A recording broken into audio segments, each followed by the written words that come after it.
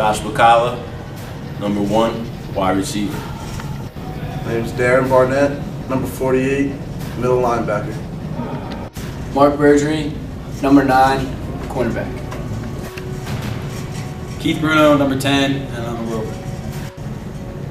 I'm Adam Carey. I'm number 24, and I play rover. Chris Cone, number 32, outside linebacker for 5 days, and became equipment manager. Dan Sinowitz, 82, tight end. Name is Jose Correa, number 22, outside linebacker. Nelson Delgado, 46, linebacker. My name is Stu Grogan, number 78. I play center. My name is Francis Hall, and I played defensive end, and my number is 99. My name is Josan Henri Holmes. My position is running back, and my number is 2. My name's Taylor House, aka TJ Lupo, number 68, left tackle. JP Lacey, number 47, injured reserve. Now I mean tight end. My name is Cliff LeGrand. I'm number 23. I'm a running back. My name is Paul Muller. I'm a defensive tackle, and I'm number 62. Brooks Miskovich, number 96, and I'm a punter. I'm Ryan Knott. I wear number 6, and I play strong outside linebacker. Name's Marty Reinhardt, number 40, fullback. Michael Rice, number 21, cornerback. Nick Shackelford, number 45, the fullback.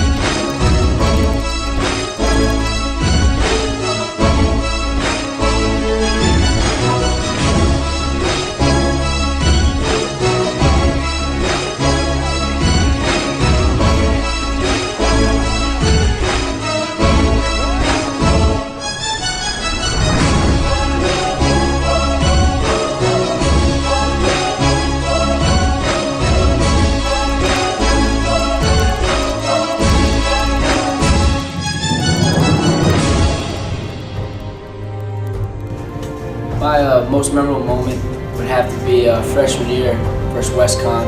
I think it was like the second game. Had an opportunity to play as a freshman, and first time getting on a college field, had an opportunity to make a couple big plays. So probably my most memorable moment. My most memorable moment here was definitely sophomore year when we played Lebanon Valley. It was a double overtime game, and it was one of the best games I've ever been part of. Most memorable moment was going to Canada and playing with the football team. Most memorable moment was going to Canada, getting to play by different rules and experience in another country, and watching Ryan out with the principal MVP. My most memorable moment playing at Albright had to be our playoff run that we did in 2009. It was from the Love Val game on. It was just one big roller coaster. I never really got to go to like playoffs or anything like that in high school, so it was a first time feeling. And the rush of it was great, even though, playing, in the end, maybe, the outcome wasn't really great, but playing the team that won 6 out of the last 10 national championships and having a good year to come to our game and get seen and all that was really, really cool feeling that could never be replaced. My most memorable moment was going to the playoffs, beating Alfred, beating Del Val after we lost home in the regular season, and then having the chance to go up and play Mount Union. My most memorable moment is week 1 after Sinus. Game's over. I talked to my dad and talked to him for a little bit, and then the first thing he told me was that he was proud of me. My most memorable moment was in Canada when I laid out a kid and he was sleeping. My most memorable moment definitely has to be showering with Robin and Sanella. My most memorable moment at Albright was probably when we played Del Val twice. The same season 2 years ago. The first time we lost them, the second time we went to their place and we met them at the 50-yard line. The whole team was there, and we ended up winning that game 27-3 in the second round of the playoffs. I have a lot of memorable moments here at Albright, but one of my most would have to be freshman year in the dorms with my buddies, Stu Grogan and Owen, and also the trip to Canada. We had a pretty good time after the games. I'll always remember that. I have to say my most memorable moment is definitely the dance parties in the locker room after practice in the spring and the fall. My most memorable moment while playing at Albright had to be playing Lev Val right before we went to the playoffs and beating them in double overtime. The excitement, fans, the players, the coaches, was something different, something I've never felt before. It was special.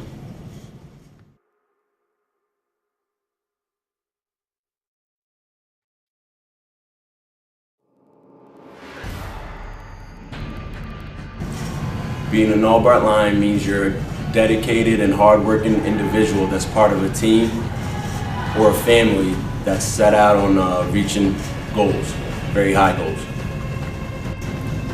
To be an Albright Lion, you have to have a lot of commitment. We do a lot of things that not a lot of other Division III schools do. So I think to be an Albright Lion, you have to have a lot of commitment. What it means to be an Albright Lion is being part of a brotherhood.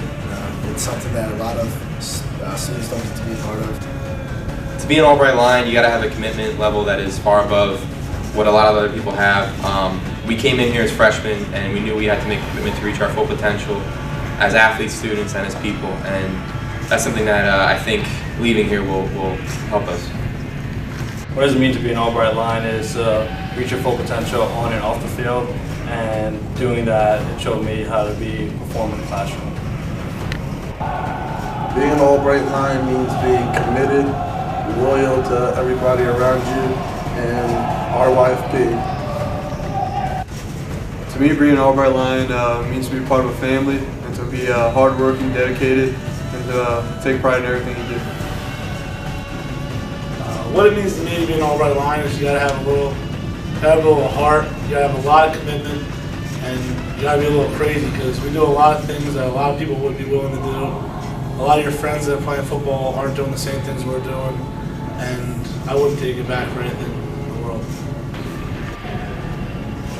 What it means to be an Albright Lion is more than just on the field, it's off the field. The coaches try to help you to reach your full potential as a person, a student, and an athlete to on the field, in school, and in your social life, just to be the best person that you can be. To be an Albright Lion is to push myself every day, on and off the field. To be an Albright Lion, you need a lot of heart and character and determination, because you go through a lot of things that other programs don't, and it's hard, and you just gotta keep working forward. To be an Albright Lion, it means you have to put a lot of time and dedication and hard work into playing football here. I think to be an Albright Lion, it means to be a part of a dedicated family that face a lot more challenges than other student athletes, and creates a brotherhood with all the other players and individuals with the program for life.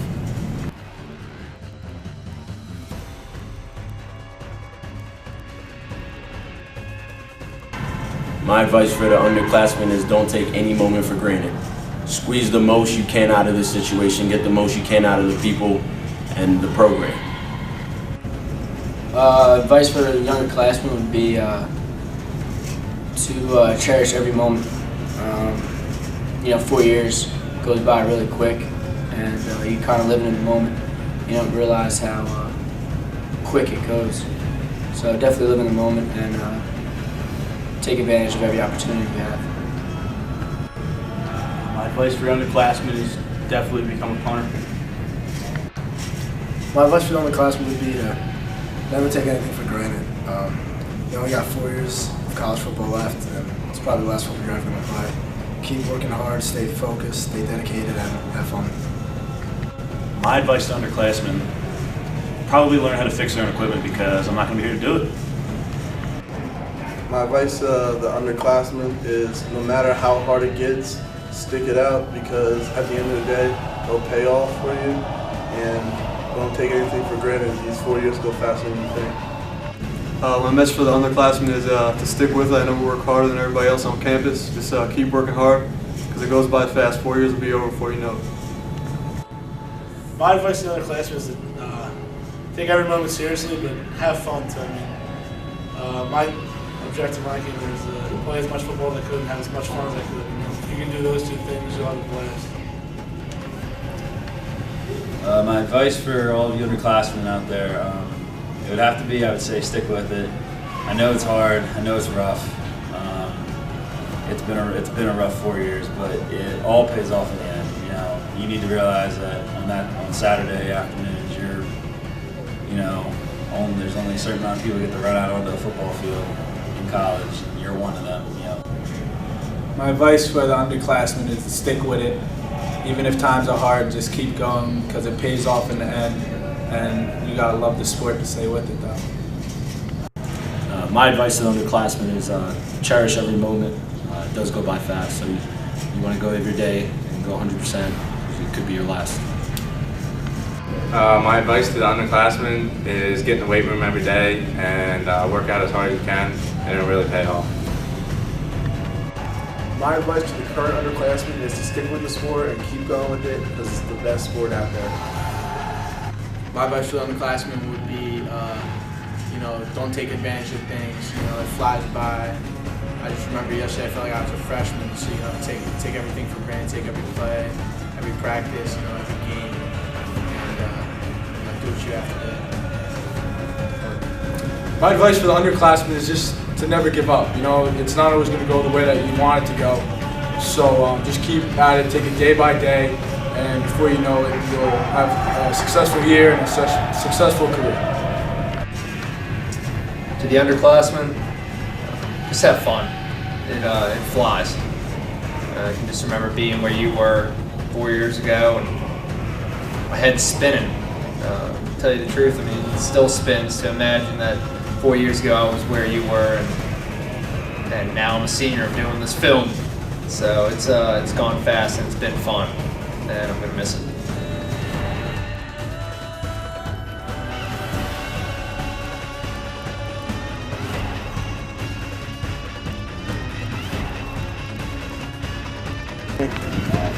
Dude, I am just a naturally funny person.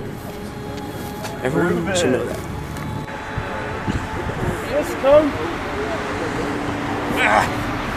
Swizzy time.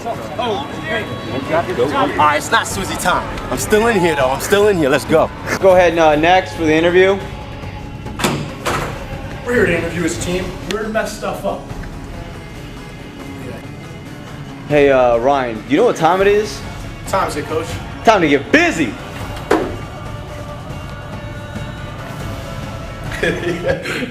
Size of that gunner.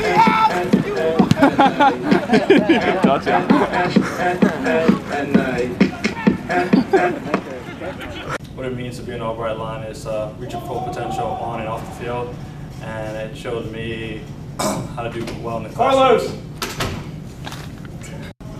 Hey Dan, sweet shoes, bro. Actually, they're terrible. Got him. So I'd like to thank you for coming in today, but who's this gentleman behind you here? Hello, Coach Grimm. I think I can help you out with that whole pan dilemma.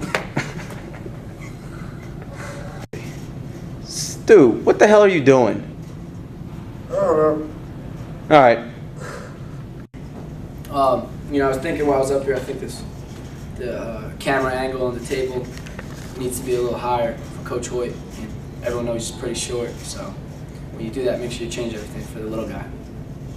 Who the Redskins playing, man? I'm not sure, man. I bet you they ain't winning. I bet you they will win. I bet you they won't. I bet you they will. I bet you can't jump on that table. I bet you I can. $20 right now. $20.